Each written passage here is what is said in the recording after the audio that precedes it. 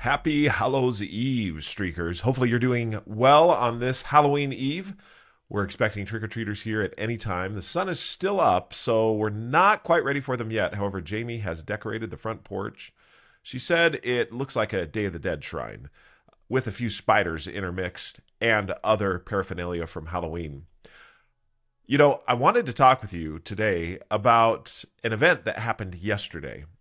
It was an amazing event, something that I have never attended, nor did I know that it even existed or that it had to happen. I'm going to talk to you about that today. Again, happy Halloween. Welcome to the Streaking Show. I'm Jeff Downs. Let's start streaking.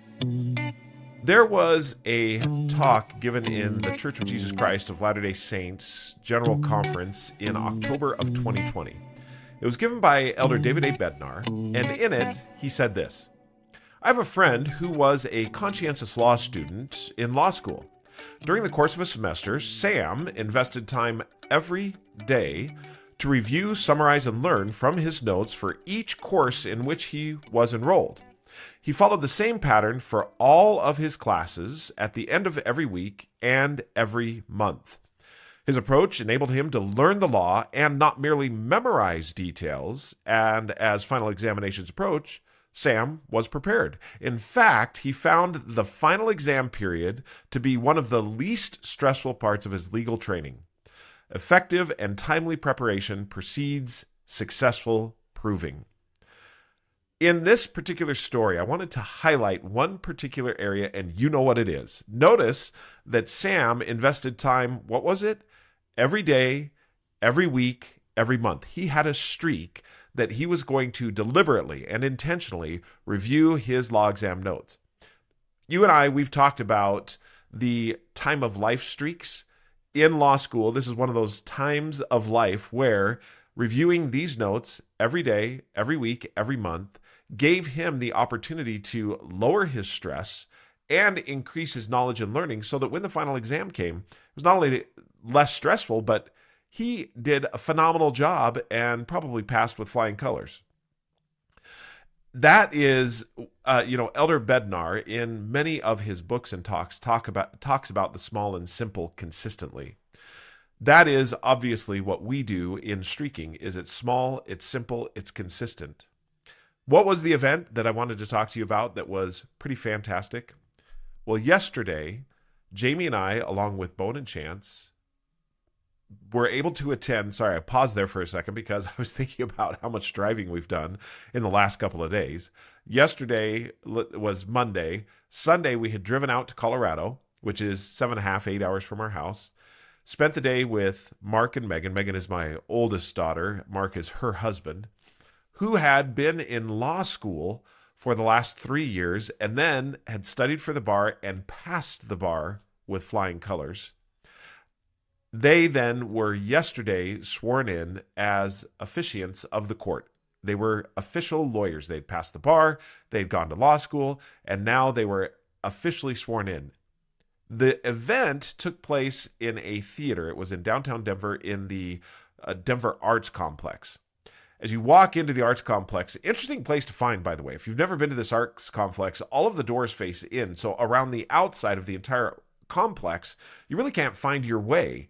You have to somewhat just meander around. I finally found a set of stairs after I parked the Pearl about a half a mile away because that was the one place I could park that would fit the Pearl. I finally found this set of stairs that I was able to wander up and wander into this arts complex where I found the entrance to the theater or to the concert hall where they were having what was called an official in-session Supreme Court session. It was really cool. We went in. Mark and Megan were there. I also had my mom, Bowen and Chance. We had Jamie, and then we also had Mark's parents and his brother were there. As we sat down, what then happened was a bailiff got up and introduced a whole bunch of appellate court judges and esteemed members of the legal community, attorney general, and so forth. And then after that, she, the bailiff,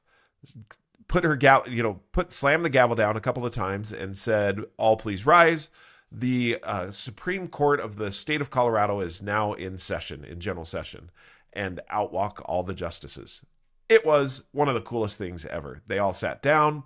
The Chief Justice of the Colorado State Supreme Court got up, introduced everyone, introduced all of his colleagues, and then introduced the program. He was the one that was leading the program. After all the keynote speeches, which was all of about, 20 minutes or so, then he had everyone that had passed the bar stand up to take an oath as a lawyer. And I want to read to you exactly what it is that they said. This is the oath of admission for the Colorado, to be admitted into the Colorado bar, and that they are going to, and these lawyers now, are official lawyers, are now officiants of the court. It says this: I do solemnly swear or affirm that I will support the Constitution of the United States and the Constitution of the State of Colorado. I will maintain the respect due to courts and judicial officers. I will employ such means as are consistent with truth and honor. I will treat all persons whom I encounter through my practice of law with fairness, courtesy, respect, and honesty. I will use my knowledge of the law for the betterment of society and the improvement of the legal system. I will never reject from any consideration personal to myself the cause of the defenseless or oppressed. I will at all times faithfully and diligently adhere to the Colorado rules of professional conduct. And that was it. And they were sworn in as lawyers. I admit there were a couple of times when Jamie and I looked at each other.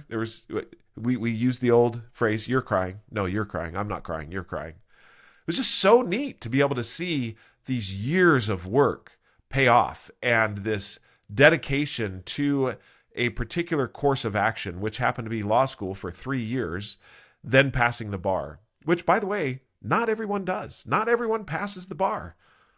So it was absolutely 100% amazing, and I just appreciated the work.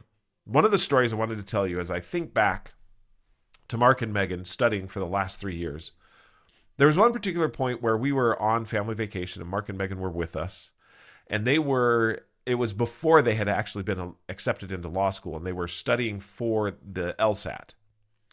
And I remember we were in Breckenridge where we vacationed through the summer, and Mark had brought this great big book that was to study for the LSAT, and Megan had one as well. And Mark, wanting to study a little bit more, came down to Breckenridge with us. And when I say came down, when we're there, we have a place that we stay. It's the Grand Lodge on Peak 7. Anyway, we stay up there and we come down to the city because it's up on the ski hill. So we came down to the city. Mark came with us, and he studied the whole time. I gave him a little bit of a ribbing, but he studied for the LSAT, got accepted into school. I mean, this was an adventure that they went through, and I was impressed that they took the time and the energy to be able to set aside and sacrifice so many different scenarios where they could have had fun and could have joined us in any number of fun things. But what they did instead was they had a streak to study the law and to get the grades necessary for them not only to pass law school, but also to pass the bar. It's interesting. You go to 3 years of law school, and you would think that at the end of 3 years of law school, you'd get not only a law degree, but you'd be able to practice law. Not true. Then you have to practice, or you have to study for the bar, which, by the way, was another whole ordeal. They studied 6 days a week from Monday to Saturday. That was their full-time job. That's exactly what they did.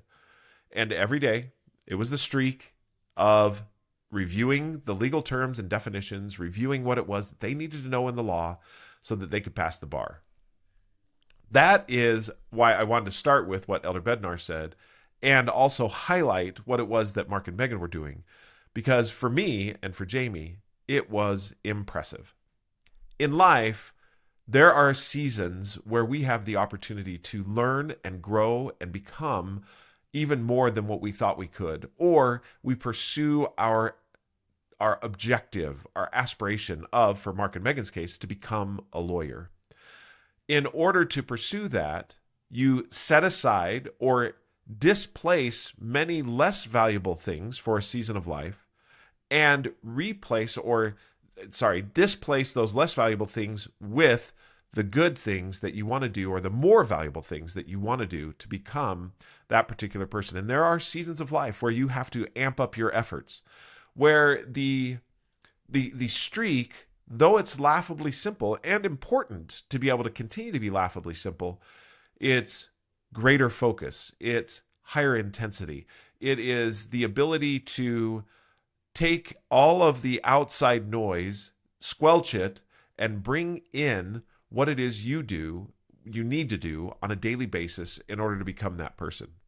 There are seasons in life when you do that, and when your streaks coincide exactly with that. Now, I suppose that Mark and Megan will retire some of the streaks that they had in regards to law school, because no longer are they law students. Now they're both lawyers, working, doing what they need to do, and learning new things. My guess is that their streaks will change in their professional life. They'll have different streaks that will continue to move them further down the road. This is what can happen with you. In your career, in what it is you choose to do, there are seasons of life where you'll choose a streak that will be for that specific season. And then at the end of it, you'll retire it and you'll be grateful that you set it. That's what they did. Sorry, had to wipe the nose there. Apologize about that. There was, and you can hear a little rasp in my voice. Got a little bit of that changing of season, scratchy throat. And I'm not sure if it's allergies or a cold, because I've had both. And it may have been the 16 hours of driving that we did from Sunday all the way through Monday. We got home very late last night. Got the streaks done as I got home at 1 a.m., all the different streaks that I had. This was the time where I was grateful that they were laughably simple. As we had talked about before, traveling gave me the opportunity to look at and consider the dependencies that I have on those particular streaks, and still good to go. Everything's moving forward. As you go in your life and think about the different things you want to be, remember that setting streaks to be aligned with who you want to be or the aspirations that you have will get you to where you want to go. And as you look at this particular, I'll just leave you with what Elder Bednar said in regards to Sam. Sam's approach to his legal education highlights one of the Lord's primary patterns for growth and development. Thus saith the Lord God, I will give unto the children of men line upon line, precept upon precept, here a little and there a little. And blessed are those who hearken unto my precepts, and lend an ear unto my counsel, for they shall learn wisdom. For unto him that receiveth I will give more. As you set streaks, I promise you, as you keep them alive, they will pay off. And in the end, you'll be ever grateful that you took the time to make it little by little, precept upon precept, line upon line. If you want to learn more about streaking, you can order the Streaking book from Amazon, Barnes & Noble, or anywhere books are sold. You can also download the Streaking app. Great, fantastic new upgrade to the Streaking app. The Streaks page looks fantastic. The feed is wonderful. Take an opportunity to download, follow along with streaks, set a few streaks of your own, start your streaking journey. As you do that, again, you'll find that there is so much greatness that comes in the small and the simple. Well, it's about that time. I see trick-or-treaters coming up to the door. Until we talk again, keep streaking.